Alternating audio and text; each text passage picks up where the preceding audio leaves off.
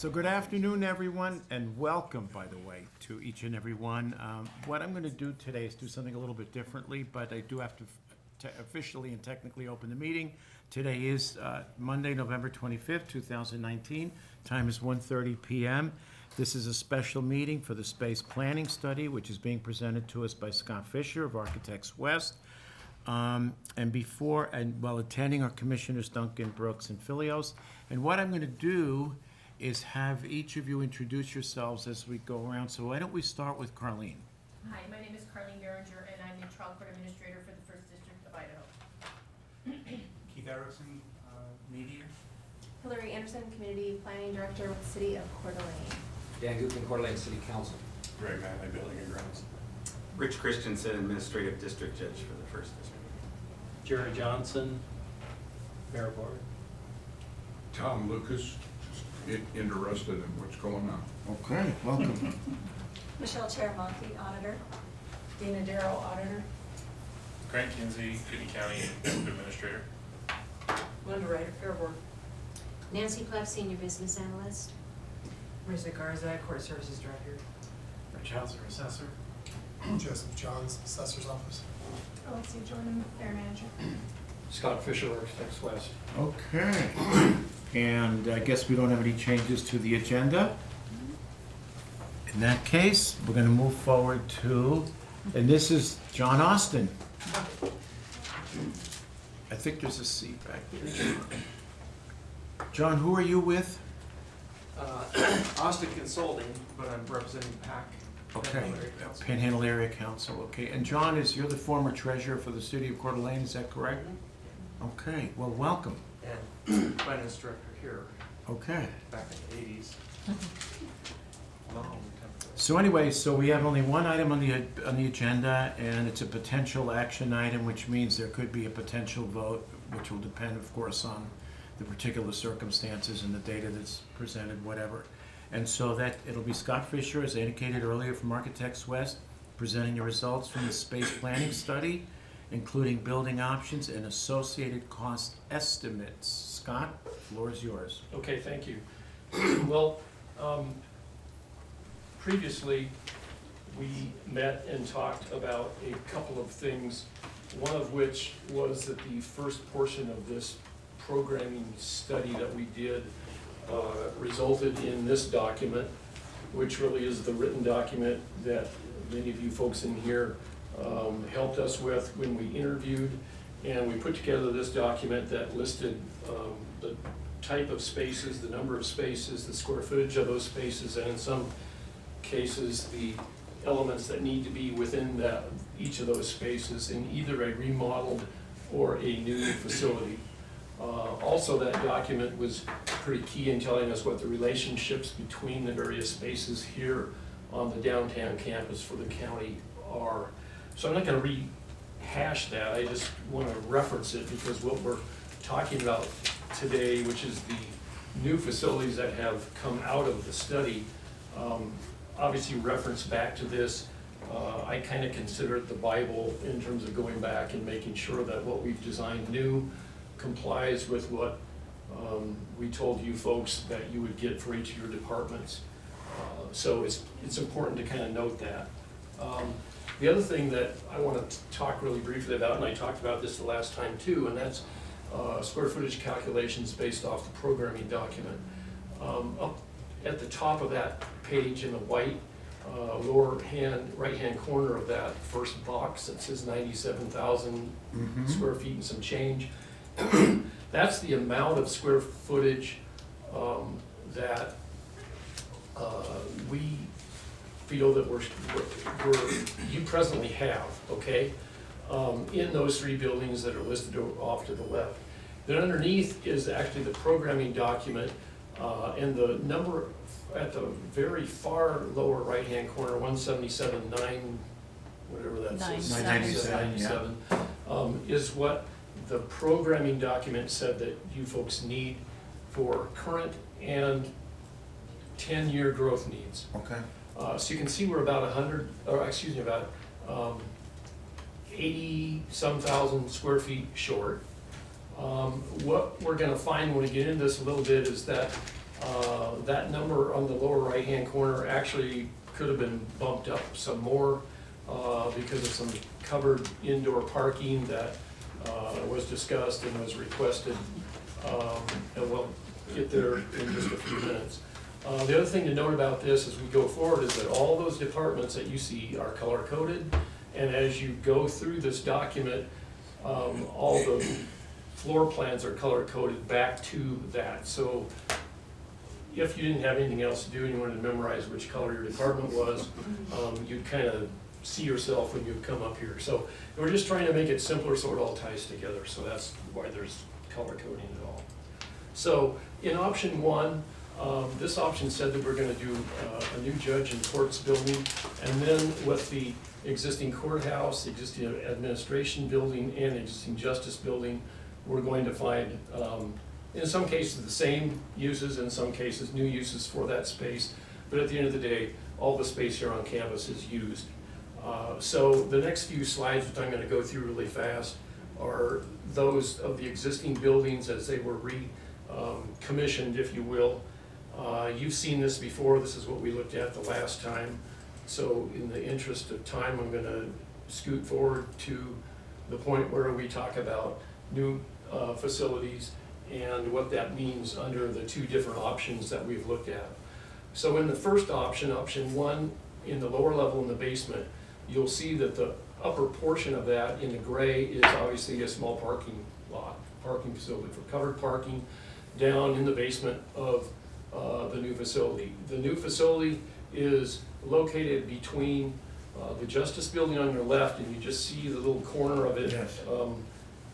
On the left-hand side, and the courthouse, which is off to the right, which is not shown. Each of those are 15 to 20 feet away from the walls of this new building. So what would happen is, one of the things that was programmed was a suggestion that, if possible, some covered parking could be provided for either judges, whatever. It could even be used for secure jury parking when you had a sensitive trial. But anyway, those folks would come in down at the diagonal mark there, and those folks could park. If it's a judge, they can come across the parking lot, parking area, go through that door into the little lobby by the two elevators there, and then go up to the appropriate floor. Immediately below that is the sally port for inmate transfer from the jail facility. So they can come in, the office there right above that would have windows and. Go right ahead, keep Okay. going. I'm gonna grab a couple chairs for people, go ahead. Okay, and then there's a female holding area and a male holding area, and of course toilets for those folks. Clear down at the bottom end on the south end in the yellow is the adult misdemeanor probation. Over on the west wall, kind of near that Sally Port entrance, is the entrance for the probationers at that point. And then the required probation officers, the K-9 unit, and all the other functions that support that particular department, you see around the perimeter and back into the back.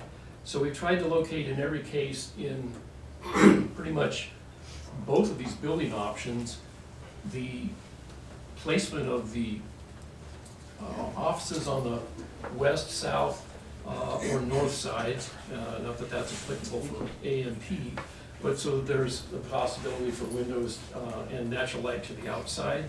And then for those offices that are not able to be on an outside wall, we really figured that the interior courtyard line, and you guys had a cool pointer that could I borrow that? Or do you wanna? Well, I just wanted to add just one thing, so this would be the entrance now, so actually you would come into the basement through the new formerly gravel parking lot. By the way, I forgot to introduce Sean. This is, did you? No, I did Oh, not. okay, this is Sean No, I Riley, lied.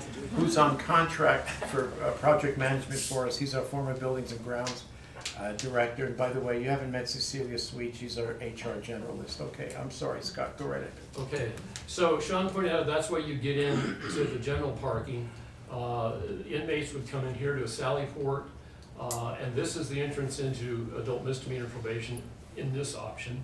One of the neat things that we almost kind of stumbled upon with this option was that if a probationer comes in here and fails probation with a urinalysis, and they are going back to jail, they're in this room right here is a holding cell, if you will, isolation room, and they can go right into the sally port, get in the car, and away they go. So that worked out pretty nicely that all those facilities were adjacent to make that work. But what I was starting to say, we have glass along the outside here and along these offices here. We'd also have probably a half level of glass all the way across and glass doors on these offices, so that these offices here would have the same thing. So you would get a transfer of natural light across and into some of these offices and future offices. So we're really trying to utilize as much natural light and open this thing up as much as we can. So that's basically what is the basement level in option 1. And now let me move upstairs. On the first floor, we actually have 2 major functions. Up here at the top is clerk, auditor, recorder's office, and at the bottom we start the courts. Basically, this option is a courthouse and judge's building. So we jump right into that as soon as we can. This is the main entrance, which would face Garden Avenue right here. And this entrance here would bring you right into the admin building that's current, and the courthouse, which is over here. And this entryway here would take you right over to the justice building, which we saw in the previous slide, sits about right here. Clerk, auditor, recorder, if you come in the main entry through security, then you can come into a waiting area, do your business either at the counter or the offices I described before are located along the perimeter, again with this natural light transfer so that these folks that are working in the cubicles have as much natural light as possible. The vault and the vault research area, workrooms, etc. The bathrooms, elevators, and so on in this particular option are in the middle of the building, basically in this core area. These elevators went right down to that basement as you saw. So if you were a judge and you were parking down there, you would come up in one of these elevators, which we would use to designate for staff and inmate transfer use only, and then the other one would be for public.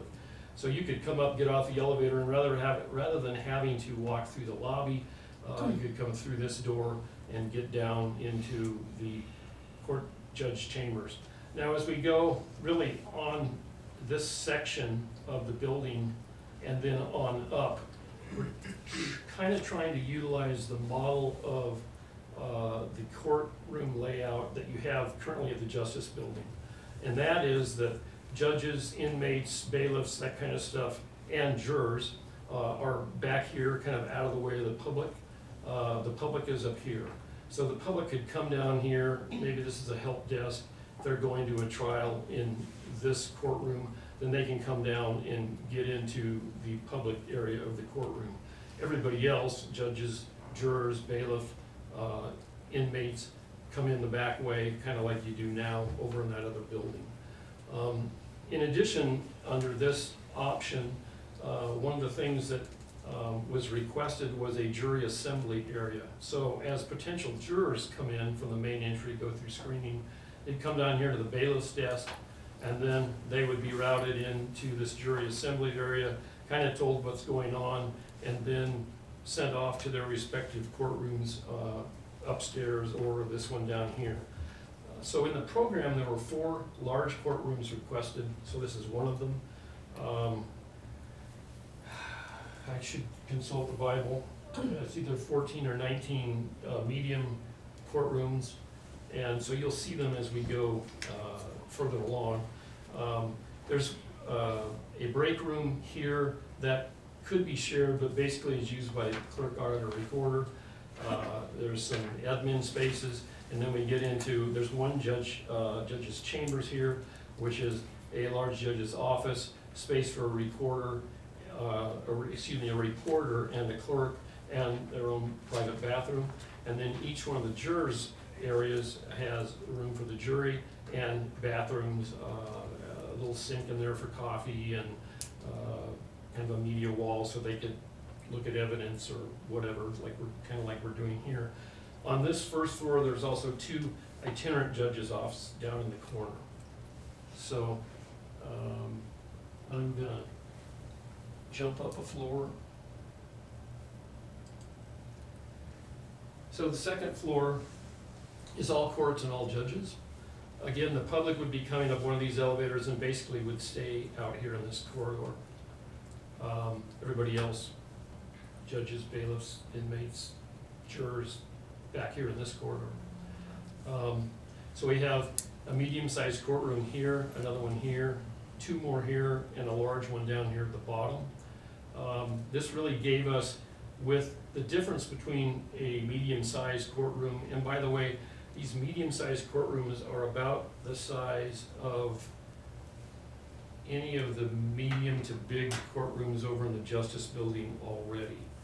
So there's a little bit of exception to that. This one up on the top is slightly smaller, but for the most part, all these are 1,200 square feet, and the large ones are 1,600 square feet as programmed. So on the medium ones, we had a little space left over in our block between this wall and this wall. So we're able to either get a large conference room that can be shared by anybody back here, attorneys, judges, whatever, or a small conference room and a staff attorney's office. So then in addition, you kind of see a smattering of judges' offices, jury deliberation chambers, all up and down this row. And that's gonna be pretty consistent on really the second floor, the third, and the fourth. The third floor, identical to what we just talked about, with the exception that up here at the top, we put 2 courtrooms in, and we foreshortened the judges and jury chambers on this far west side. The reason for that is just to get enough courtrooms to meet what was programmed. This is the only place on this floor and the one above where the public really would need to get any further back into here to get into this back courtroom to kind of be back in this traffic zone. So bailiffs would have to kind of control traffic at that point, or we'd have to install another set of doors. But you're gonna have this little, overlap of traffic right there, but that's the only place that occurs. This floor actually also gave us an ability for a break room in here for court staff. And then the next floor is identical, floor number 4, with the exception that that little space up in the top that on the floor down was a break room is now a work room. Otherwise, it's identical. And this takes care of all of the courtroom needs in the county for, theoretically, the next 10 years and what you might be short now. So finally, I'll go to the fifth floor, actually 6th floor if you count the basement, but 5 was the basement. So we have court clerks in yellow, and it's a big department. They have big records needs.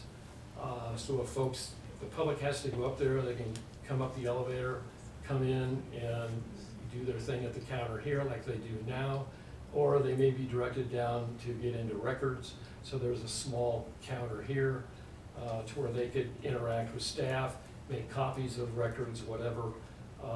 And then the rest of the court clerks are spread all the way, down across the full length of the building. Judges' chambers to finish out and give enough 4 judges, and by the way, there's a mistake here, this should be in yellow because this is part of the court clerk's offices.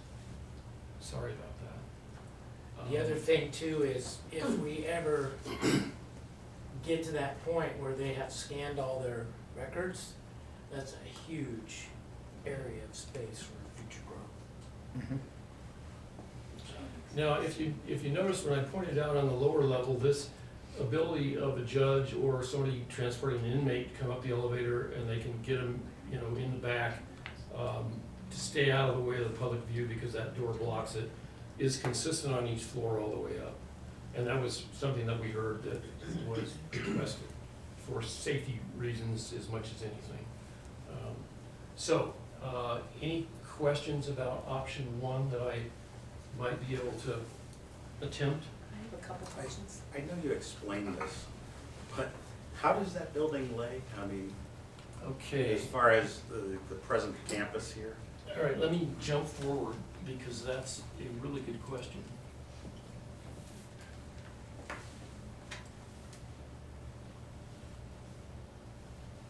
And this is what we're calling option 4. So, it's here, kind of sandwiched between the Justice Building and the Courts Building. Also, like over the parking lot for judges right now. Right, The it would judges go work. right, Yes. it would go Yes, right in the yes, middle, Judge, exactly. right, Uh-huh. boom, just drops in, takes out the existing holding cell and comes all the way back to where the stairs are that come up from the other lot. Okay. So when we were in the basement talking about, you know, being able to get from that lower level into that basement level to park up in here, that becomes pretty tricky because we're showing the corner of the Justice Building and there's gonna be a retaining wall needed that runs on a 45-degree angle to allow you to get in. But the fact that the site kind of daylight basements there really helps us so that if you do the one where adult misdemeanor probation is down there, they do have natural light because basically they're on grade until you go farther this way. Now the grade's climbing uphill between the buildings here, and obviously it's climbing between where that driveway would go and that link back into the entry to the Justice Building on the west side. And we don't have a survey yet, but, you know, in conjecture, it all looks possible. So until you actually have numbers, you're doing a little bit of guesswork. At one point, we were talking about the potential to maybe abandon Garden Avenue. We're not showing that in option 4. There's gonna be an option 3 in here that I'll gloss over. I think we looked at it last time. That did interrupt that. But we have made a little bit of modification of the parking lot up here to gain a few more spaces, assuming that this property here doesn't need to come all the way down on that angle. So, you know, we can pick up 5 or 6 spaces there if we want to. So, does that answer your question, Jim? It does, thank you. Yes. Hi, I have a couple questions. The basement level where the door leads into probation, is that an employee door or who is going in and out of that door? I'm concerned about security. Okay, so which door are The we talking? basement going into probation, Adult misdemeanor? adult misdemeanor probation? That's the customer, if you will, customer entrance. You have to remember, Carlene, this is not set in stone. Right, So- I'm just trying to wrap my head around it. Right, I so understand that. That would be where their clients would come in. Okay. Right there. So that, okay. Right. But that, right now, the way that sits, it's a door. There's no like security station or anything like that. No. It would be a walk-in door for their clients. Okay, okay. And their clients don't get past this door or They this can't door get out. unless they pass muster Somebody looks like and score. one of the probationers either comes and gets them. Okay, This was one of the things that they had asked for, they being AMP, and it just kind of worked out when Scott and I were looking at it, because right now, they don't have an isolation room, and if they do fail their test, they actually have to be walked out onto Garden Avenue through the north door. So this, we just kind of, like Scott said, we just kind of fell into that and went, whoa, that worked out really well, so. and then the next question I had, on the first floor, the mixed-use floor with the recorder's office. Is there a, and you might have said this, and I might have missed it, is there a door or a wall between the clerks and recorders and the judges? Is there some sort of separation? Like this corridor kind of creates separation because it's the corridor that goes into the Justice Building. Okay, And it needs to be there because under this scheme, I think we have the public defender occupying that building now, so they'll need to get in to go to court. okay. Or, come in and get up to an elevator or whatever. There certainly is a possibility here to get a door on grade to the outside. And that's probably not a bad idea. But again, those are the kind of detail things that could be worked out, obviously, at a later date. Okay, and then in terms of I guess the first, second, third, and fourth, and fifth floors, the corridor that's running between the offices and the courtrooms, you're suggesting that the inmates are also being brought up and down those corridors where it's mixed with the judges and the clerks and all the employees? Yes. So Which there's is not how a it's done now. separate corridor to bring the prisoners in and out, the inmates? There's just not enough square footage. It's the same as it is, the way they do it right now? It'll be pretty much the over way it Justice is Building. now. Okay. Yes, and it'll be all secured. And then the other question I have, and I'm sure it's my eyes, but, the offices for district judges, is there room for a staff attorney, a court reporter, and their clerk? I can't, The reporter and their clerk are in this little L-shaped space. okay, Staff attorneys are across in these rooms here. okay, There were only 5 staff attorneys that we yes, got that were programmed. right, So you'll see, I think we actually have 6, because I think there's 3 floors with 3 each, so we actually exceeded that a little bit, but, okay. And they're where again? Sorry. there's one, and there's one. Okay. And they happen, normally there's a large conference room off of these medium courtrooms, but in every other one, we put a small conference room and a staff attorney's office. So we sort of could mix it up, so you have large and small conference rooms on each floor. These conference rooms or jury rooms? They're conference rooms, the jury room's across the way, so, here's a attorney's office and a small conference room with a big jury room across the way. Certainly you could use them in any number of ways, but we're just trying to give as much flexibility there as we can. And the last question I had was, is there a section or are there offices for the problem-solving court staff? Drug court, mental health drug court, DUI court, domestic violence and guardianship, things like that? I don't think we, They would probably stay in the courthouse and be taken into account when we remodel. We can't get everybody into that one particular building, it's just not enough square footage.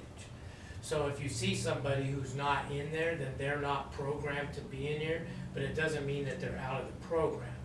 It just means that They're not in this they're facility. not in this facility. So this facility, the way this is set up, was to try to alleviate, step in if I'm wrong, Scott, but it was try to alleviate some of the space needs in this building by moving auditor, recorder, and clerk over, which then gives the assessor some room across the hall, or however you would want to do that. And then, by moving AMP, that gives that whole area down there for what Carlene is referring to. So you may not, even in the next one, you may not see some people moving back and forth, that you think, well, where are they? They're gonna be dealt with at a later time. They're not, that move was not planned. And this is all, there's no design in this. This is just, we're a long ways away from sitting down and placing doors and keypads and that kind of stuff. It's just Yeah, a what this- preliminary footprint. what this is trying to do is to say, okay, we have this document that says you need X amount of square footage. And then we take another step and we look at what you have for footprint available for a building on this site. We try to determine what square footage it needs to be, that's gonna drive how many floors it is. But to say that this is the design you're gonna come up with, this is a design. It's a preliminary design that says, yes, I can get those departments in that much square footage on this site. Is that the only design? No. And it's really a point of beginning, to start the conversations and understand that a lot of stuff is gonna change between this first blush at something and what you're gonna end up with. Grant, you had a question? Yeah, would it be too fine of detail to be asking at this point, if there's been around 65 or so square feet on each floor dedicated for IT needs? Hopefully stacked one on top of each other with a vertical Yeah, chase through the building? we have this chunk of undefined space here. We also have the ability to have a chunk of undefined space right here, just opposite that door. And is that consistent that- through every floor? Yes, Perfect. because all that stuff stacks. And one of these is either for mechanical ductwork to go up and down, or it could be for your needs, or, yeah, good question. Janitorial, how many square feet did you figure per floor for that stuff? There was a formula that, Well, he took 28%, 28%. over and above what the totals for each department were. So say your department wanted 10,000 square feet, then we'd add 28% on that, another 2,800 for circulation and bathrooms and elevators and IT rooms and et cetera. So let's move on. So you're going to option two? Oh, one more question? Go ahead. Does this structure, is it set up so it would accommodate a 6th, 7th, or 8th floor? Not, If you've got a 15-year growth, 20-year growth? No, and the reason why it was not set up is the same problem we have here with the admin building. This was originally built for the wings to be expanded. Okay, the problem that you have with that is you have to vacate in order to add up.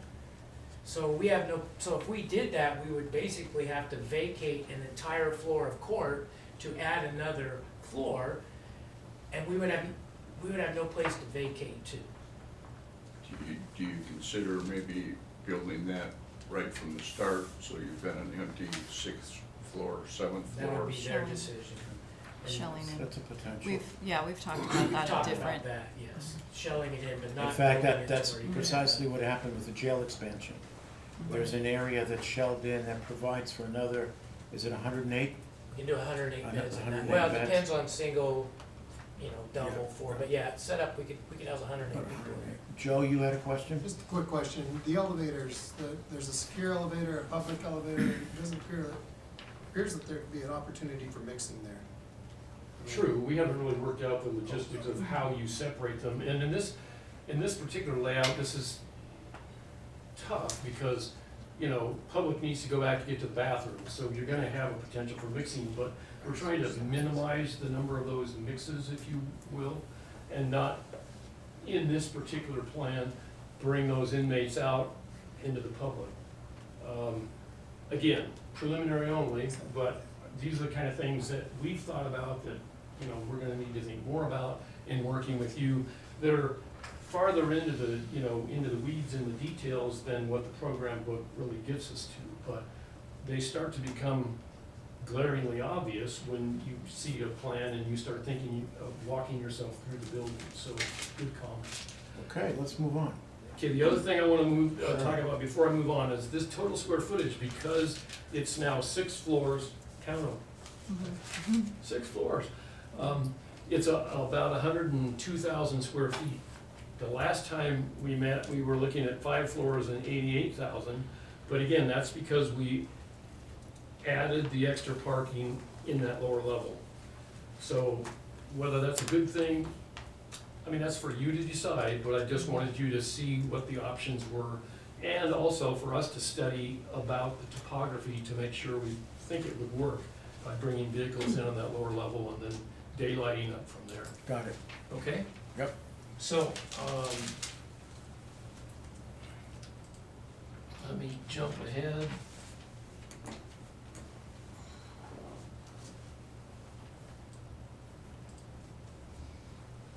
Okay, so option 2, the basement. Under this option, the parking has greatly increased down there because AMP has moved out.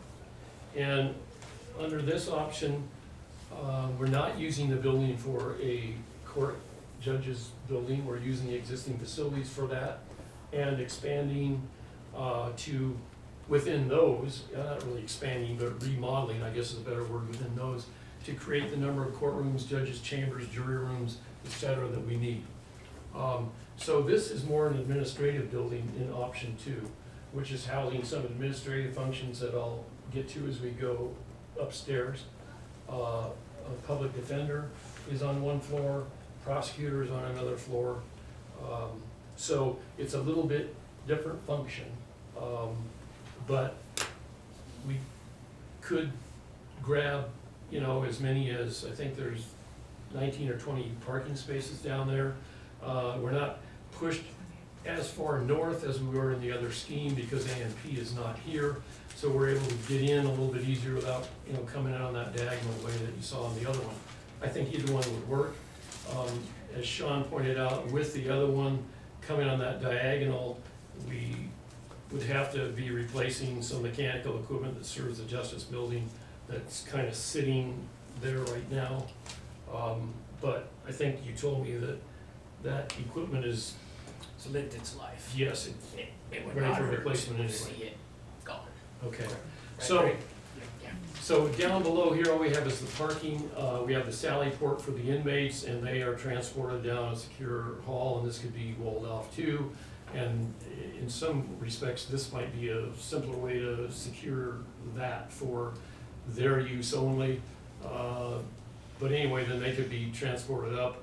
And in this case, they're not going up and down too far in this building, they're going up to a level and they're transporting over to here, or over to here, or down to here, because we even have courtrooms in this existing admin building under this option. There is a couple spaces in here for public defender storage. They have a whole basement of storage now, and this probably doesn't quite equal what they have, but Sean likes to clean house. Well, I'm just sitting here thinking, hopefully within the next 2 to 2.5 years, they'll have all that stuff down in the basement gone. And then we wouldn't need that space, but yeah, I could take care of it for them. Fix it. Okay, so we'll move upstairs.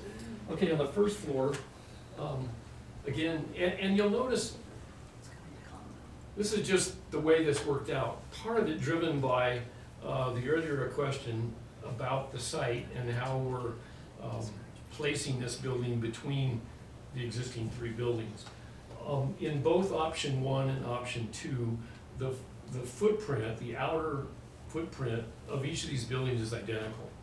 That's not to say that's the way it would end up, but it's 90 feet wide and 192 feet long. We just figured that that's about as big of a footprint as you're gonna get there. You know, you're 15 or 20 feet away from the Justice Building, and you're 15 or 20 feet away from where the elevator jut out at the courthouse sits, and you're 15 or 20 feet away from the north end of the admin building. So you're kind of using up all you got. So we figured, let's just see what happens with one version as a courtroom building and the other one with an admin building. In this case, AMP moves upstairs, and so that wonderful little isolation ability to go into the sally port is lost, but you would be able to go right to Garden Avenue and put somebody in a car and take them away. So I don't know that that's the end of the world. They have their own private entry here, away from, not very far, but away from the main public entry into the facility, which is here, going through the security help desk. And then down at the bottom here is community development offices with sufficient growth as programmed. And you'll notice that the core of this facility is different in that the elevators are turned the other way, the bathroom is down here. So each one of these has a little bit different central core. However, both of them have the public corridor going up and down north to south on the east side of the structure. And then again, this vestibule at the back to get down into the admin building. The courts building sits right over here.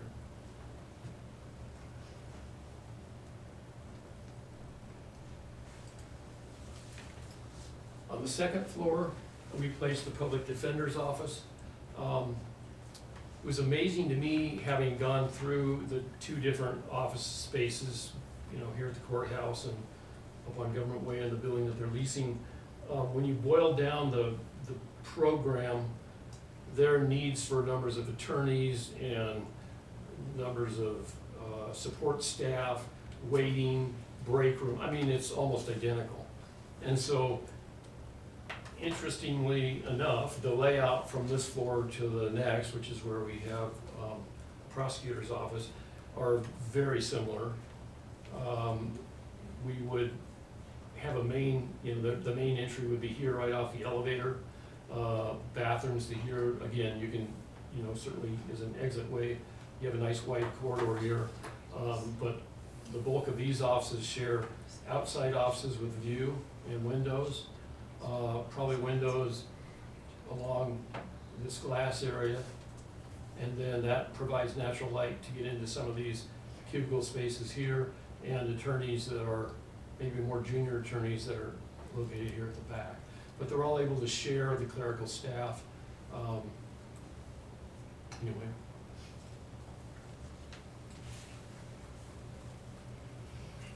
As I said, the prosecutor's offices are almost identical. Offices for attorneys, shared clerical, more attorneys, the waiting area, workrooms and break rooms and conference rooms. The only difference really with the public defender is that storage, which Sean and I talked about a minute ago, and that's in the basement until they, I don't know if it goes away, but. Until it goes away. Okay, the fourth floor is the assessor's office and the treasurer's office. And of course, one of the complaints, concerns about treasurer's office location now is it's, super easy to, right there on the end of the building and with the street and just all the potential that thing brings to mind. So here they're up on the fourth floor. You'd have to go through security to get here, of course. And that would be right here, and they're kind of self-contained. This is one of the only floors in these two options that have, don't have offices directly across the north and south side. There's cubicles there, so there would be glass. Certainly you could, come back in and change it if you wanted private offices there, but there weren't enough requirements for the private offices that we couldn't meet that need in both the assessor and treasurer by placing them on the west side. And so we were able to do that, and then open cubicles occupy the rest. So, so we have the treasurer's waiting area, we have a reception waiting area for special appraisals, and then we have a third waiting area for the rest of the assessor's needs, which is quite a bit larger, which is what you have right now as you open off of the main lobby here.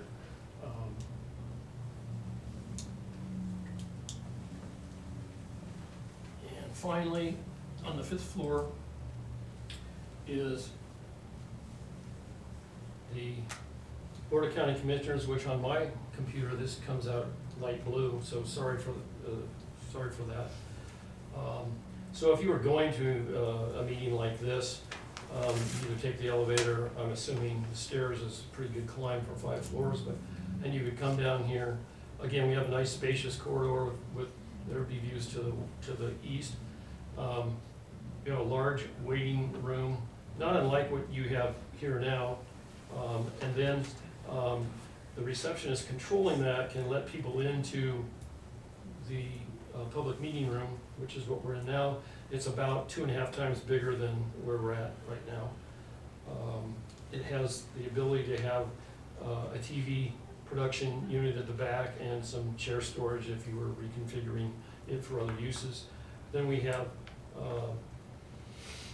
1, 2, 3, 4, 5, 6, 7 office spaces and a conference room, as well as clerical, a workroom with bathroom storage. And we're envisioning that this break room up here is shared by, you know, multiple departments, which I think you do now as well. The civil department of the prosecutor's office has attorney's offices here, so that relationship that you now share is continued. So there's 5 attorneys' offices here with a clerical space. And then clerk, auditor, and recorder are up at the top with their own office entrance and their own functions that we've talked about before. So that's option 2. Can I answer any questions? I have one question, Yes. and I should have asked this before, and it dawned on me. In option 1 and option 2, is there a bathroom for adult misdemeanor probation to do urine testing within their department? Yes. There is? Yes. There's actually 3 bathrooms, and I wasn't, I think there's private, 2 private employee bathrooms and then a testing bathroom. Isn't that right, Scott? yeah, but I probably don't have it shown as well on this option as I did on the first option, but the there's a urinalysis one, and then there's 2 other ones. And if depending on who's using these, we could move this door down, you know, so that these 2 are used for staff, and this one only is used for customers. It's a little better defined in the other option down in the basement of that other plan, because we did put doors kind of subdividing it, but I wasn't really sure how the function worked, so again, that's one of the details that would have to be worked out. Okay, wanna move on? Okay, moving on.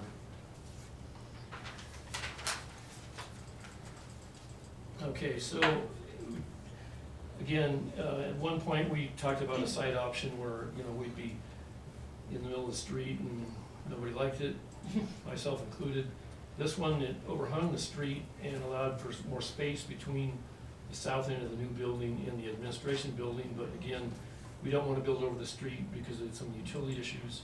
So we moved it back. In this one, we rearranged the parking lot, abandoning the street and creating green space or parking space. Again, maybe it's better to do as little impact there as possible, so that's why we came up with this site option 4, which is what we talked about a few minutes ago.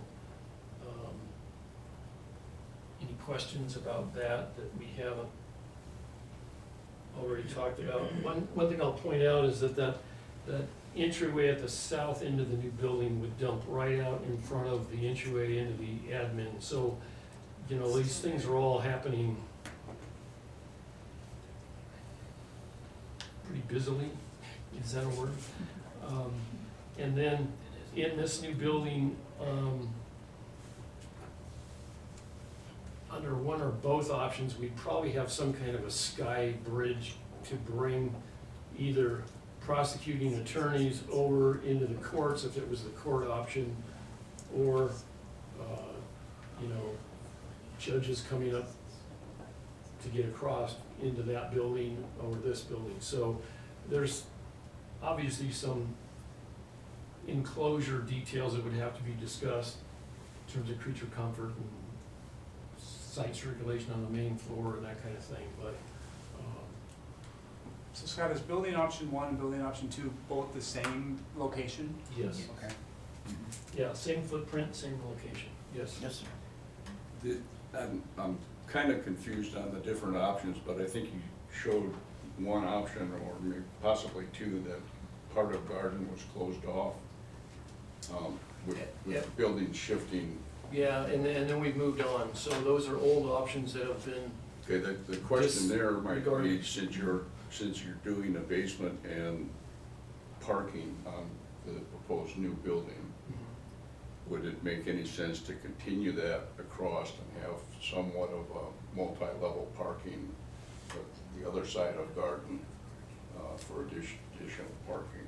Well, I think it all comes down to money, and obviously the commissioners would have to be determining that.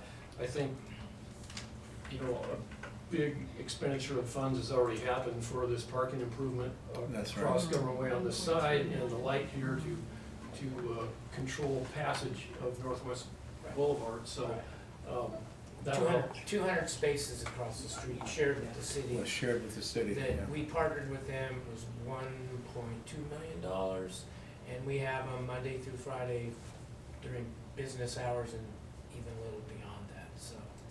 Is that adequate for a 10-year plan? Yeah. Yeah. Yeah. I'm surprised we're using parking at all in the new building, considering how much parking we have. Well, you have to remember too, when that building drops on there, there's 8 or 9 handicap spaces that are gonna be gone. So we're gonna have to make up for that someplace, correct? And so it may be that we make up for it down in the basement, and then that's the perfect scenario, because then they can just get in the elevator and go on up. So we're gonna have to replace something, but yeah, certainly not all. So Scott, how many site options are there, where we eliminated the one where we basically encroach on Garden Avenue? So are we down, we're down to basically, is it 3 site options? Well, realistically, Really we just might be down to one. It's just one. one. It's just One, this Chris. one. This one Oh, is, that's right, it doesn't because- move the yeah. building, it Right. just changes what you do to the parking lot. Okay. And then the other 2 end up with the building straddling garden in some way, and so I think we're gonna eliminate That's those correct. ones. Yeah, So- the city's not, I think Hillary can. That is correct, yeah. The city is not supportive, at least city staff, of Right. vacating Right. Garden Avenue. There is a sliver, however, on the southern edge that we could entertain vacating to allow, because currently, I think the county buildings are using some of that for parking. And so we could certainly work with that and look at, could we add additional on-street parking? Potentially because Garden Avenue has some width there, but we do have concerns if we were gonna vacate it for either the building or even for a parking lot and green space. Okay, thank you. You know, when we were talking about moving A&P to the first floor of option 2, and they would go outside if somebody had to be escorted back to the jail, you can see that's a really short hall to get to a spot on the curb where an officer could be waiting for them, but I'm not, you know, convinced it's as easy as taking them into the Sally Port downstairs would be, but this is not a bad option for this. So the question that I have is that I think we've got adequate parking currently going out about 10 years, especially with the 200 spaces we pick up. So do any of these plans really need to account for additional parking? Except for the handicap spots. Except for the handicap Except for the spot? handicapped, I would say no. So where we have basement parking, we could potentially allocate that to alternative use? Sort of. As long as we can find an alternative to the handicap Oh, space. okay, So okay, it's kind of like the conversation that we had this morning. okay. If, whichever option you went with, okay, it's the same amount of people coming down to do the same amount of business. The only difference would be that the public defender's office That's at some the point addition. would That's come down, so correct. you're picking up another 48 people. Otherwise, it's still the same, they're coming to get a marriage license, they're coming to pay their fines, they're still doing all the same stuff. So the parking we have now would be adequate. The parking is not our problem, that was addressed when Right, we partnered right, with the precisely. city. Our problem is, we don't have any space for ourselves, for yourselves.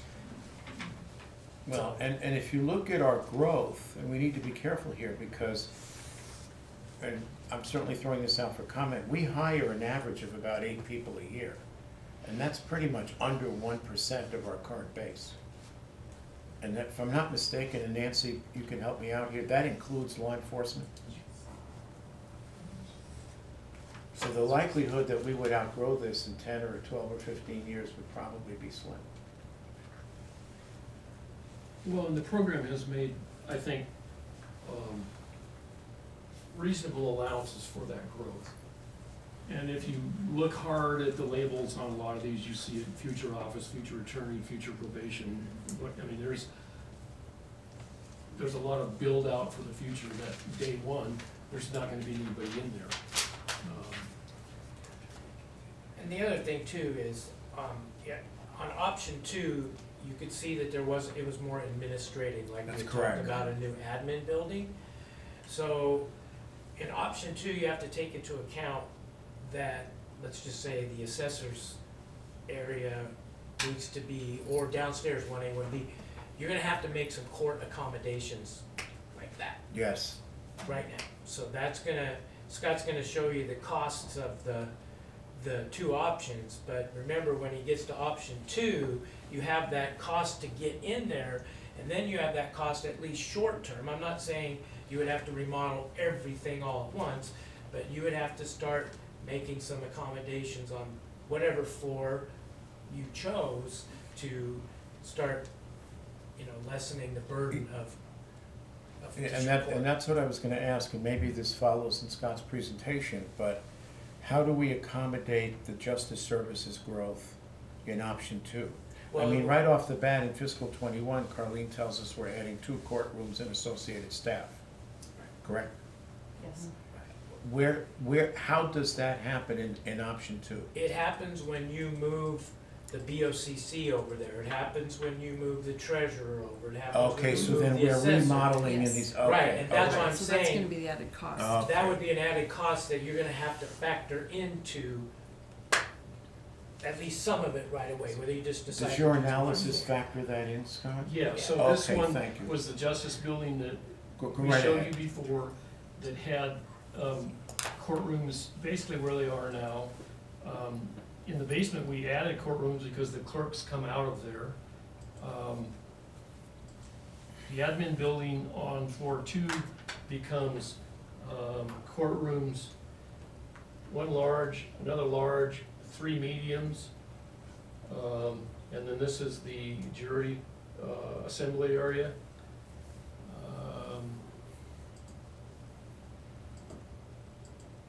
Then we retain 3 courtrooms. Must be losing battery or something.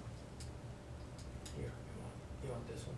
It's not as bright as that one. Anyway, there, and there.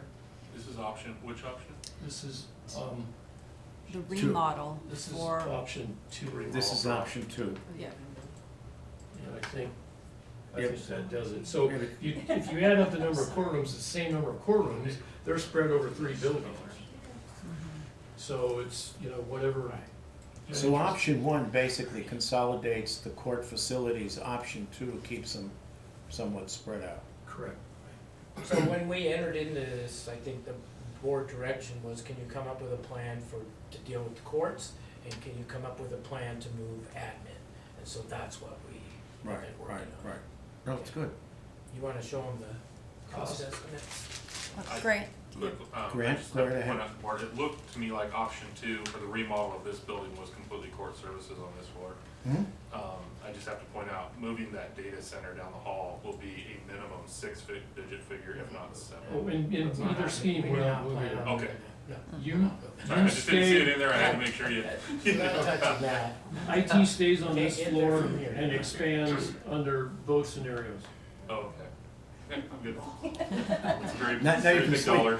He was squirming a little bit down there. I'm noticing that. Believe me, Sean beat that into me, day 1 when we toured, that you're not moving IT, you're not moving that. It's not that we don't want to move, it's just be an extremely large expense to the county. Okay, I'm going there. I don't know where I'm going, but I'll tell you when I get there. Okay, this is going to be a little hard to see, but up at the top, you can see, the building with all 6 floors is 102,114 square feet. So a couple of months ago, when we looked at this, it was 88 something. The reason is that we've added that other level to put the parking in there so you can see what the total package would look like. Certainly that's up to you what you take or don't take, but we wanted you to have that option. So down here at the bottom, it's hard to read, this is option 1 with the new courts building, and that option is $24,500,000 just for this new building itself. And that's at $240 a square foot. Okay. Yeah. Thank you, Sean. You're welcome. Okay. And then, we looked at, and you have seen this before, the remodeling of the 3 existing buildings that Sean was just talking about. The first being the Justice Building. It's about 28,000 square feet. We've allocated a little over 3 million, or about $3 million for that. The Courthouse remodel is 29,263 square feet. Because it is what it is, it's older, it's gonna be more expensive, about $152 a square foot to remodel, and that's $4,500,000 roughly. The existing administration building is 38,190 square feet on those 3 floors, and it is about $3.2 million to remodel that. Now, there would be some differences to the remodeling cost depending on which option you chose. I have not broken these out accordingly. I can certainly do that. If you make a decision and want me to focus more on that, we could. And that really is to say that probably courtroom space is more expensive than administrative space. But it hasn't gotten down to that level of specificity in the estimating at this point yet. It is at that level of specificity on the new construction because largely the one building is all courts, and we know that's gonna be more expensive. So before, when I said that was 24.5, if we, if you go down to option 2, and that's gonna be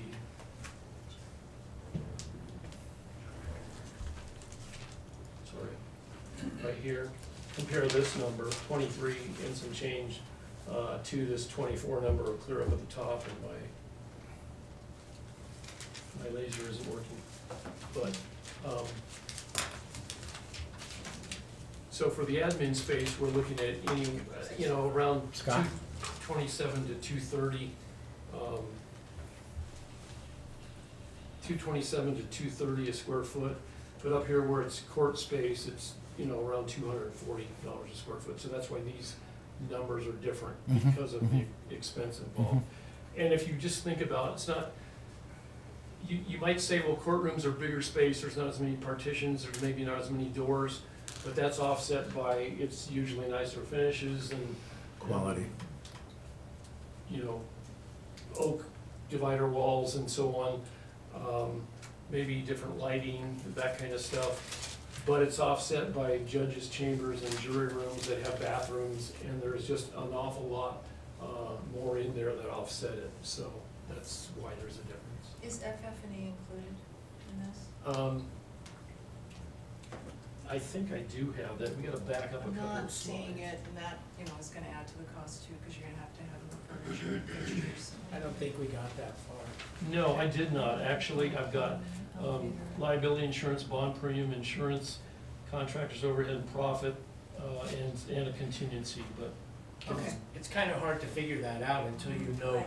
who goes. Yeah. Right. Are you buying more office furniture for judges, or are you just buying cubicles? Right. So Scott, is this option 1 on the board? No. On the, I will get option 1 on the board. okay, because I'm looking at the incidentals. Okay, there you go. And that's just the building. So, basic construction is up here, totaling about 18 million, and then, I do have some furnishings. Oh, no, I'm sorry, my question was, okay, so that's 24.5 mil, Yes. and then you have the incidentals for associated? No, the 24.5 mil includes some incidentals. Okay, so there's no additional remodeling anywhere? Or it's included? No. Not in these. This is The just. remodeling is not included in this In number. option 1, that's correct.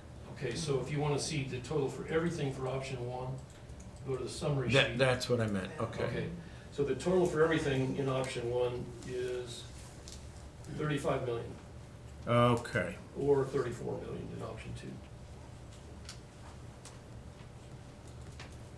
Have you put in permits and fees and Yes, all sir. those things? Cap fees, sewer, water?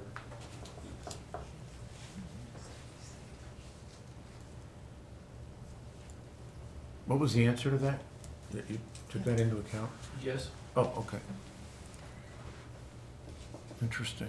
So with option 1, there wouldn't be any remodeling done right away, but with option 2, we would have to remodel to accommodate new courts. Because you're bursting at the seams Right. now, so you, and the problem with that is the space that you're vacating does not meet the requirements for what the court system would need Right. as far as security and that kind of So then option 1, in addition to consolidating justice services, or at least court services, also presents the least amount of disruption to the operation of the county. Absolutely. Yep. Absolutely. Because then you can still continue to do all the functions that you do on a daily basis. And go ahead and just keep building. It's kind of like the jail expansion. We built it, they were still staying where they were. And then once we opened it, they decided who was going in there. And it's kind of the same thing. Just, the daily inconvenience of construction outside, obviously, but, yeah, and then you could stay status quo for a while in the admin building.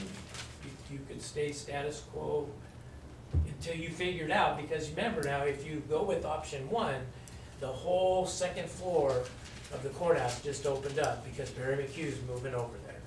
So now you have all that space that you can decide what you wanna do with. Yeah, there's a lot of different things. It's to me, it's the least invasive option that you have to not affect your day-to-day operations, yes. Hillary, do you have any thoughts? Well, I appreciate if you guys are not gonna look at Garden Avenue vacation, that's great. Okay. From a perspective of, I think efficiency, having been through our own remodel of City Hall, I think the least disruption is probably helpful for all of your departments. And it does make sense if you kind of consolidate all of those kind of court services.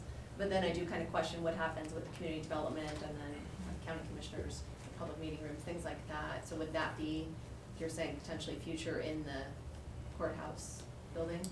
Yeah, I mean, So there's some of those there's functions space could be opening up accommodated. in the bottom of the Justice Building, there's Okay. space opening up all over the place in the courthouse, so yes, Right.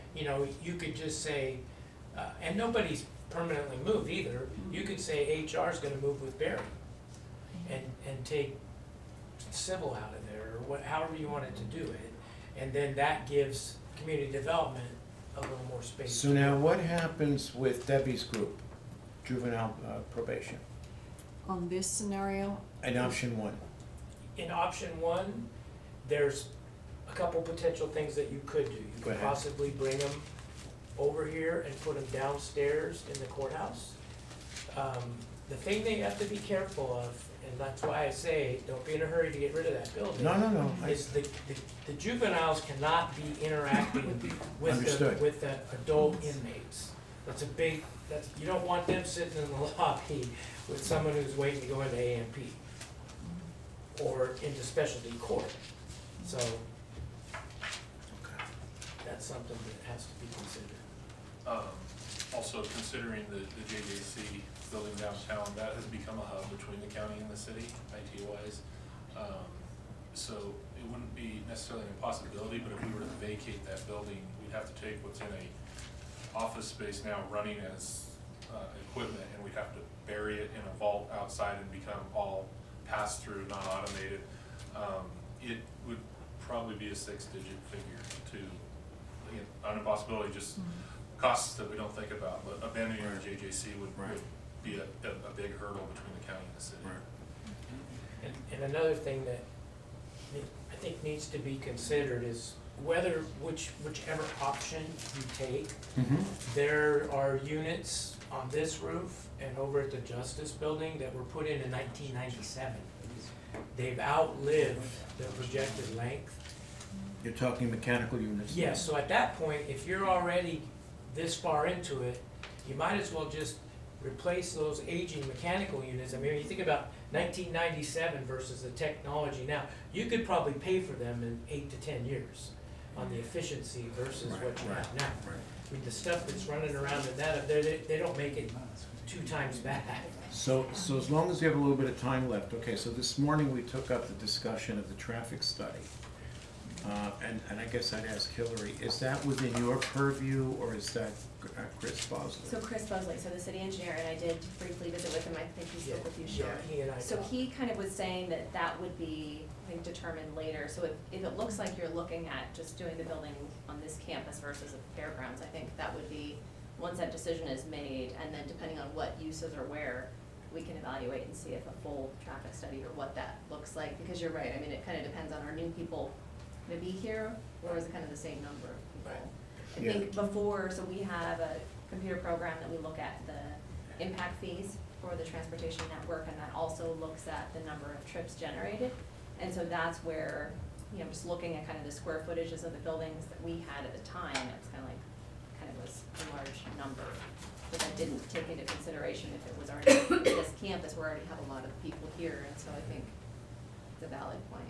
Yeah, Traffic study. like we said this morning, we talked to Chris about it. And the first thing that needs to happen is the decision has to be made where. Then we can start to look at the impact and if there's any possible mitigation that needs to be done. So essentially, what you're recommending, Sean, I'm not trying to put you on the spot. Okay, Yeah, is right there. even absent a traffic study, which if it's gonna take months, I'm not inclined to wait 4 and 5 months for a traffic study. Okay. But I think what you're recommending, and I think I'm on the same page, is put the traffic study aside for the moment, but decide whether we're gonna go here or we're gonna go there. Yes, yes, Does that make sense? yes. In talking with Chris, that's the first thing that has to happen. Now, I'm not guaranteeing anything, but he seemed that they may be more applicable to waiving that if we were downtown, because really there is no more impact other than whatever the county's growing at. Well, public defender. And the 50 public people. defender. Yeah. And remember, since this all started, we've added, I'm gonna guess, over 40 parking spaces between the 11 here and the 14 we gained down there and the 20-some we gained Okay. across the street. So we've gained a lot more parking than we had 3 years ago. Does public defender completely count as impact when they used to be here? Well, I wouldn't count them as impact because they're coming down here now every day. In fact, Well, that's a good point. it's less of an impact if you look at it, because how many times do they go back and forth in a Right. day versus just sitting here in their office and walking to the building? So I would say it would be, the 48 would have no effect. So let me go one step further, as long as we're all here. I'm gonna ask John to jump in. Financing options, Okay, go right ahead. sure. Well, like this building that we're in, a third party owned it and then leased it back to the county. Rich remembers. Rich's about the only one in here that's been here longer than me. Except yours was contiguous. So that's what I would, have been looking at to do with this building. And I analyzed it at 88,000 square feet instead of 102. But at 88,000 square feet and $250 a square foot, that's about $22.5 million. So if a third party owned the new building, that works out to about $1.9 million a year in a lease. So a third party would own it, the county would do an annual lease over the next 20 years at $1.9 million. And so in speaking to the Panhandle Area Council, which is one of my clients, they'd be interested in owning the building and leasing it back for that period of 20 years. The risk, of course, to PAC is that a new set of commissioners would come in and say, you know, get out of our building, or we're gonna get out of your building, and PAC's stuck with a great, big, beautiful building downtown and no tenant. But Wasn't that the same risk with this one? yes, identical. There's some history. PAC owned the Coeur d'Alene Police Station for several years before they passed a public safety bond to take back down the ownership of it. And something I arranged when I was finance director of the city. But the best part about this is that the $1.9 million is what you're gonna be receiving roughly in 2 years from the closure of the urban renewal district. I also had the honor of working to develop that urban renewal district 22 years ago. So it's all coming full circle. It's like, I stole the money from you guys for the last 22 years, now you get it back for a project you've waited a long time for. You're busted at the seams because you haven't had that 1.9 million a year for 20 years, whatever portion. Now, and that's just Coeur d'Alene, is that correct? Or is that Coeur d'Alene and Post Falls closures? That's just the Lake District. Which is, okay, Yeah. that's just Coeur the d'Alene? Lake District. Just one of Just one? Yeah. Just one of Coeur d'Alene's? Yeah. Okay. The other thing that's nice about that is, so basically, you've got the money to start building option one, almost, with $22.5 million that you could borrow today, and start building next spring or whenever you're ready to build. So that's the good news. One thing about having a lot of numbers on the board is how are you gonna fund it? Well, you've got the funding for a big chunk of it, and it's because that money is coming in 2 more years.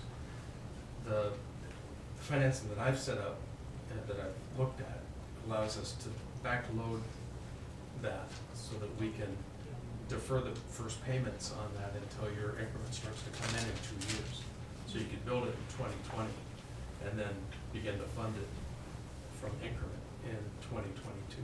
So if we're going at, let's say, 34 or 35 million versus the 20, well, basically 50% increase.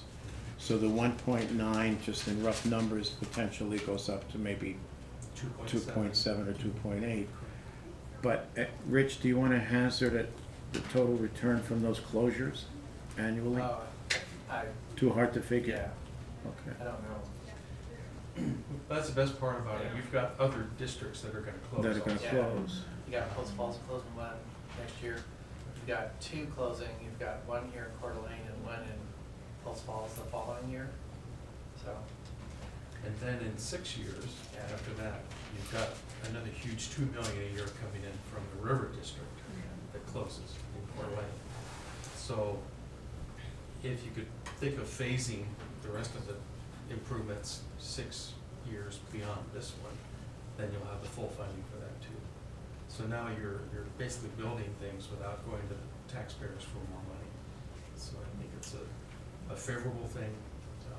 It's really sort of the design of urban renewal in the first place in a lot of ways. It was to jumpstart all the things that have happened downtown to Riverstone and so forth. And then after that is created the jobs and done what it's done, it releases those funds to the entities that have been waiting for them, and it all becomes new construction and rolls, and you get to take it in its full entirety. So I know Dan was here earlier. One of his big interests is what the city will do with they're getting about $2.5 million a year, I think, as a kick. One other thing is there's bound to be some cash left over when they do close. And Rich knows that when districts close, they have to distribute whatever cash they have left. Unless Tony spends it all, there should be a little bit at the end of 2021 fiscal year to put towards the project as well. So I went through it quickly. I've got some numbers. Sure. I'd be happy to, which I've sent to. And this is based on the 88,000 square feet? 88,000. Okay, that's okay, at least it's an indication. But I had it at 250 a square foot. If you're at 240, we're pretty close. Okay.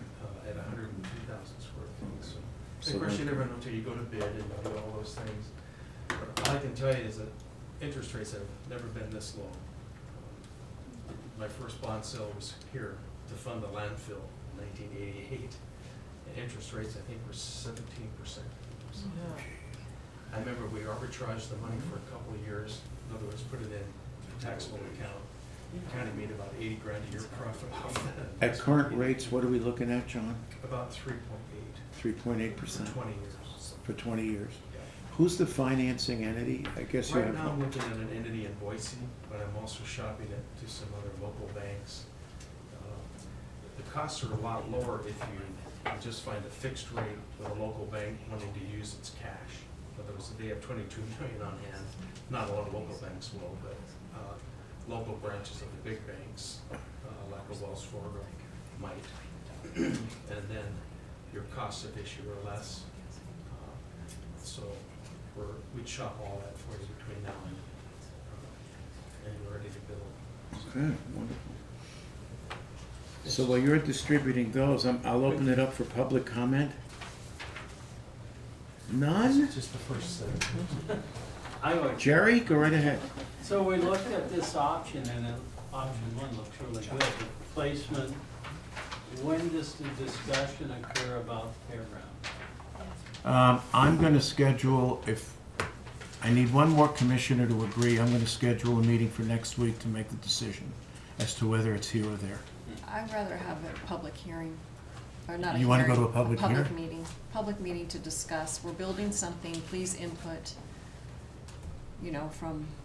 from citizens. And the fact that, borrowing 22 to 24 million, I think, people need to have input, not necessarily a vote, but just input. So this is my suggestion. So what is it you wanna put to the public? Option 1 versus option 2? No, Versus, go ahead. building here versus building at the fairgrounds and having, I think we have enough financial information to cost that out and just say, look, it's gonna cost more to go here, these are the benefits, it's gonna cost less to go here, here's the benefits, and just kind of let the public have a say rather than just shoving a $22 million building down their throat. Well, I think you'd almost need this same presentation showing the other side of it. You haven't shown us, I like this one. Mhm. It fits right in here, you have the parking, you just spent $1.2 million down here. Mhm. What is your plan at the fairground? Does Scott take that same footprint and drop it in the middle of our parking lot up there? My understanding is pretty much yes. Is that a fair statement, Scott? Not in the middle of the parking lot, but. No, You but he put can the take footprint the of that same, building Yeah. anywhere you want. yeah, Yeah. he can And put the you can building drop it here or The there. boneyard out there at the fairgrounds would probably drop right in there. The But problem then is. what do you do about access roads? What do you do about That Well, traffic? no, you're absolutely right. Access There are, and there are, parking, yes. you know. Yeah, there are Yes. other, Fair. yeah, There there are are other other. considerations. We're not gonna be able to park, whatever that number was, 360 some parking spaces in the gravel. Right, It's gonna have to be paved, lit, and landscaped. or parking structure. Bill, you Or wanna weigh, parking. you wanna weigh in here? Yeah, I would just as soon rebury this whole fairground thing. It was buried a couple of years ago by the commissioners, and some people have resurrected it this year, and it's extremely, confusing. We've got a problem, and we've got, Scott has laid out a very good solution for right here on the downtown campus, and we need to put this thing to bed, and I am not in favor of a public hearing to start rehashing all this. There's a lot of things that we could rehash that have been decided 2 commissions ago, or 3 commissions ago. But if we do that, we're not doing our job. That's what we're elected to do. That's what we're elected to do.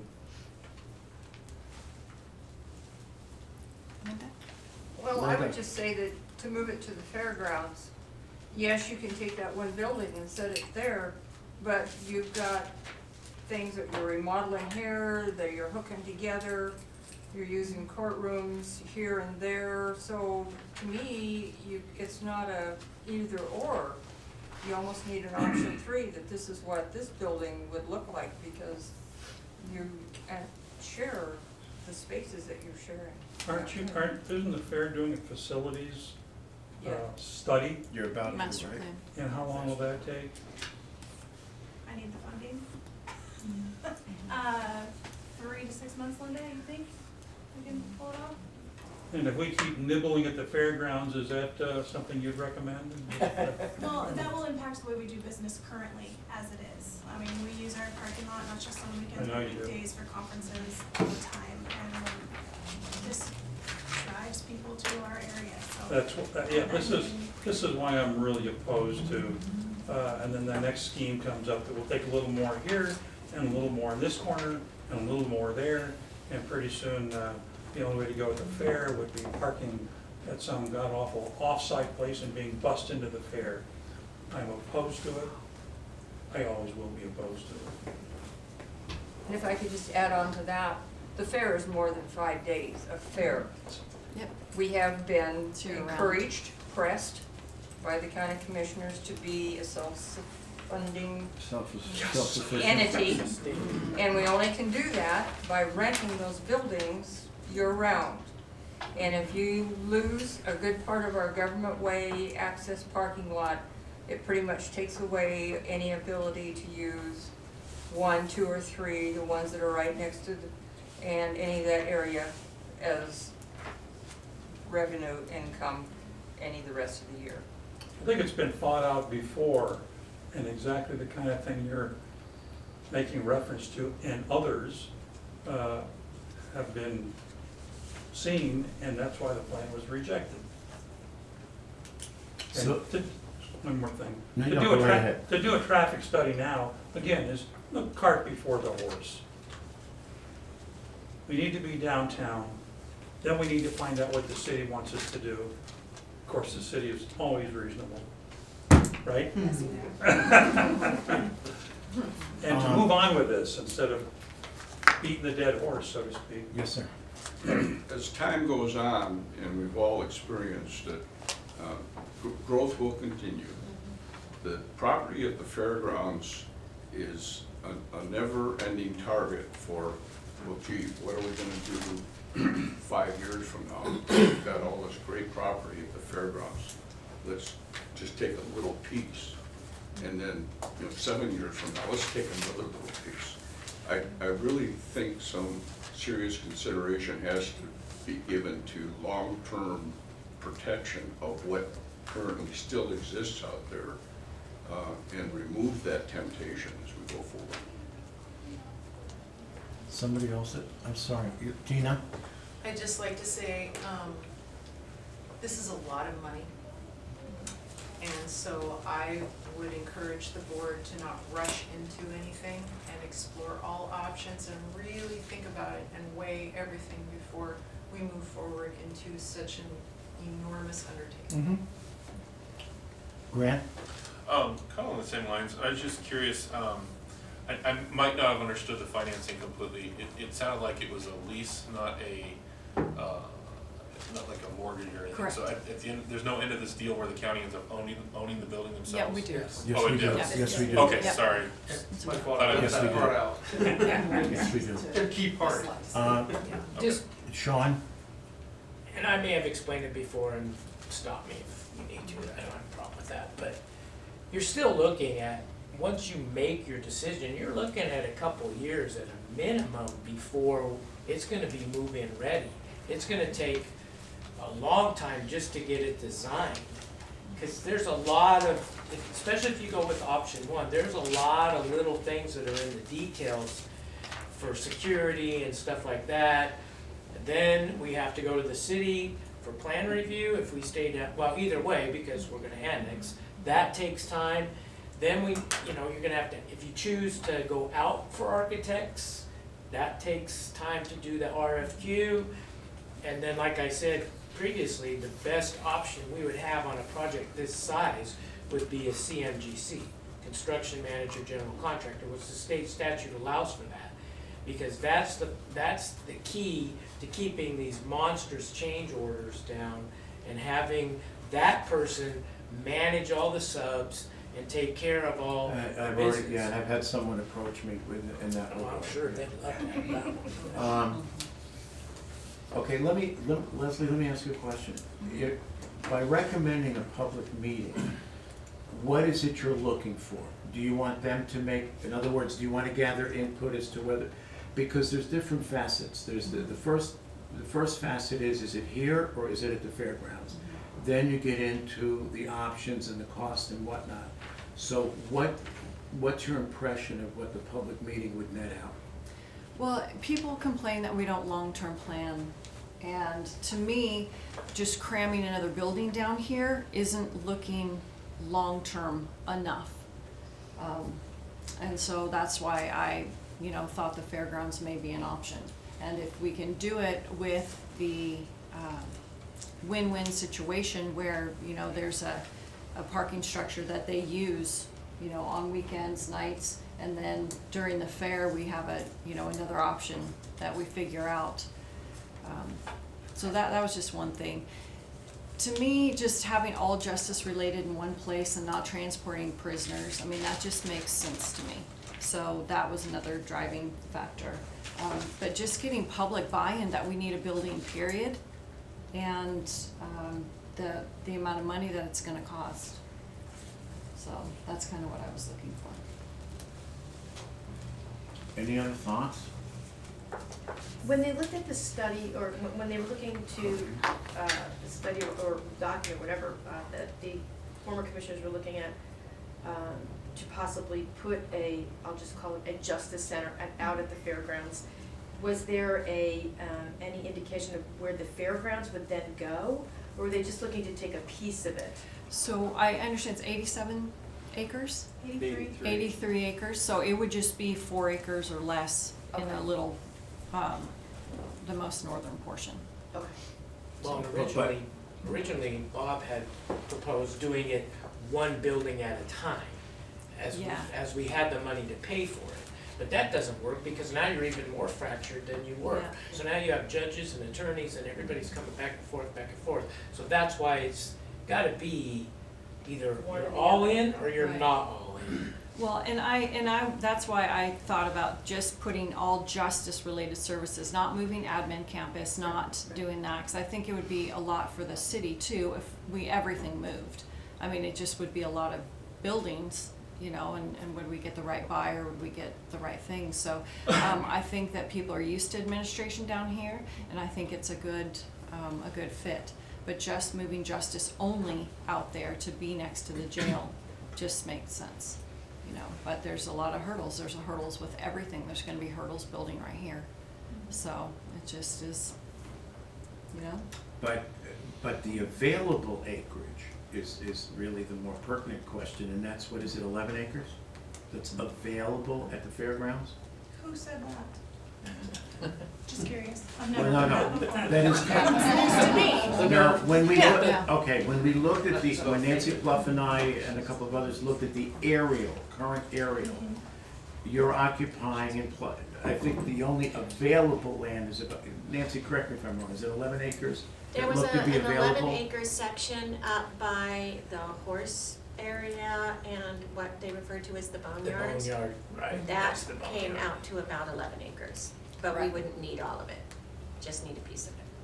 So that brings us right back to the boneyard is kind of centrally located on the fairgrounds. That's access to how to get there. It's not a building on the frontage of Government Way. You would I'd love have see to that area pave, you would cleaned have up, to but we pave have- a stretch that would go down the entire, south end of the jail campus and then move in there. And so, right, to use that spot. yeah, to use that spot, you'd have a little bit of extra paving and some extra lighting, probably a little bit of extra landscaping on the way in, but. So, And be surrounded by horses most I'm of sorry? the year. And you'd be surrounded by horses most of the year. As well. any other comments? Uh, Go right ahead. This is, I've heard a lot from a lot of people say on the rivers and, the water skiing and the wake boats, you get a 60-40, 70-30, and people are very vehement about this. But on the fairgrounds, it's been about 99-1, and people are absolutely passionate about the fair. We had a situation like this a few years ago when there was a scheme to sell solid waste because we make $3 million. Absolutely insane. And luckily it was defeated, put to bed, and it's dead and buried.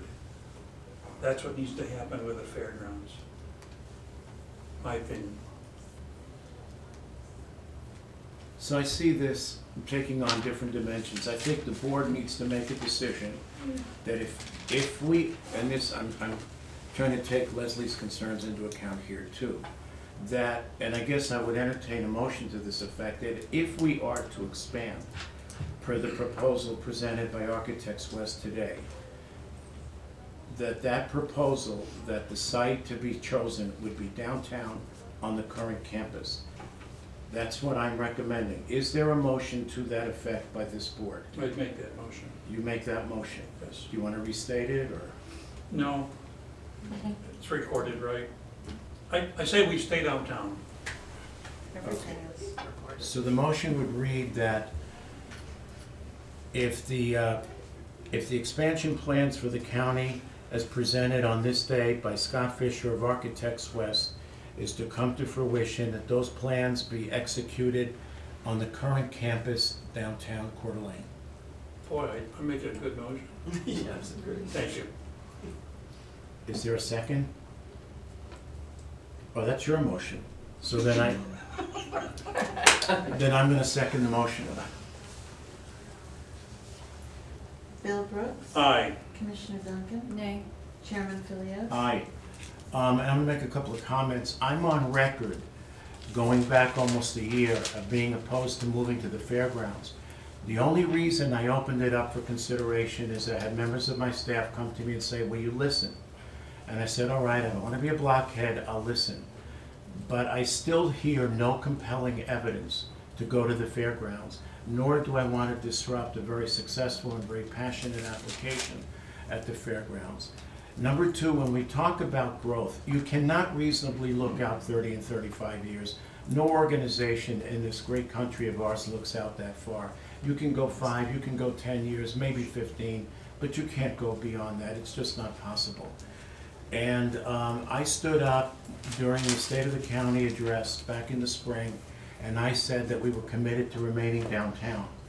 And so I want to reiterate that commitment today. And that's the way I feel. I've looked at the other options, and there were actually even others that were perhaps more extreme. But to Leslie's point about a public meeting, all we decided today was that with this motion that we are staying here, as far as the cost, as far as even if we even build, that's something, that's a later discussion and a later action. The only action we took today is to say that if we build here. That's all we did, because I want to make sure it's correctly represented. And yes, there may be a need for a public meeting. I don't know, Bill, do you want to opine on that at all? Well, I don't have we're spending a heck of a lot of money, doing well in my language. And having a public meeting is a good idea to show people what we're doing and how it's being contemplated and why it's necessary. Absolutely necessary. I mean, there's no doubt about it. There's no argument there. Where we do it, that needs to be put to bed. How we do it, how we finance it, how it's designed. I think Scott's company has done a great job in giving us options. And as Sean points out, we're a long way from a final number, because there's a lot of stuff that goes in here that you just can't put on a preliminary spreadsheet. But I want people to understand what we're doing and why. I do. Leslie, do you have some final thoughts? No. You sure? Okay. At that note, or on that point, 3:08 PM, this meeting is adjourned. Thank you, everyone, very much. Thank you, guys.